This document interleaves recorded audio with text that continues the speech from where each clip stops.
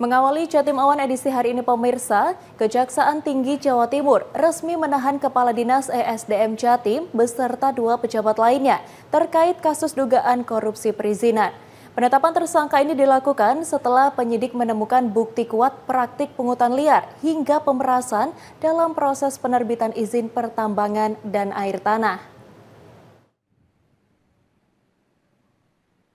Pasca penggeledahan maraton di kantor Dinas ESDM Jawa Timur pada Jumat pagi, Kejaksaan Tinggi Jawa Timur resmi menetapkan dan menahan 3 orang tersangka. Ketiganya adalah Kepala Dinas ESDM Jawa Timur Aris Mugiono, Kepala Bidang Pertambangan Oni Setiawan, serta seorang pejabat tim kerja pengusahaan air tanah berinisial H. Asisten Pidana Khusus Kejati Jatim, Wagio, mengungkapkan bahwa kasus ini terbongkar berdasarkan laporan masyarakat dan para pemohon izin yang merasa dipersulit. Meski seluruh persyaratan administrasi telah terpenuhi, dalam praktiknya, para tersangka diduga menggunakan modus memperlambat proses perizinan yang seharusnya berjalan melalui sistem online single submission atau OSS. Para pemohon yang tidak memberikan sejumlah uang diduga sengaja dihambat penerbitan izinnya.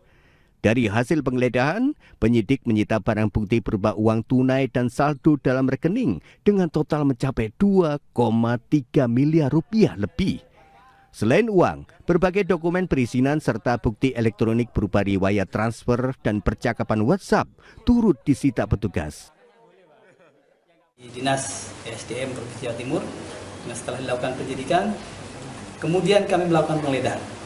Jadi kemarin secara maraton, kami melakukan penggeledahan baik di kantor, kemudian kalau di rumah kita lebih persuasif, kemudian membawa para pihak yang kita anggap oknum yang secara alat bukti-bukti diduga melakukan tindak pidana ini, kami bawa ke kantor, kemudian lakukan pemeriksaan, mengamankan, kemudian menetapkan sebagai tersangka, yaitu Saudara AM, Kepala Dinas Energi dan Sumber Daya Mineral Provinsi Jawa Timur.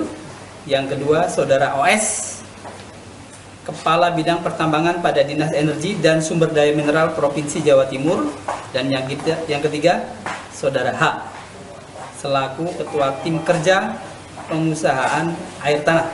Dugaan yang kita inikan dalam proses perizinan pertambangan yang seharusnya dilakukan secara online, ya, melalui sistem OSS. Namun demikian dengan adanya pungutan liar yang dilakukan oleh oknum pada Dinas SDM, modusnya itu dilakukan memperlambat proses perizinan.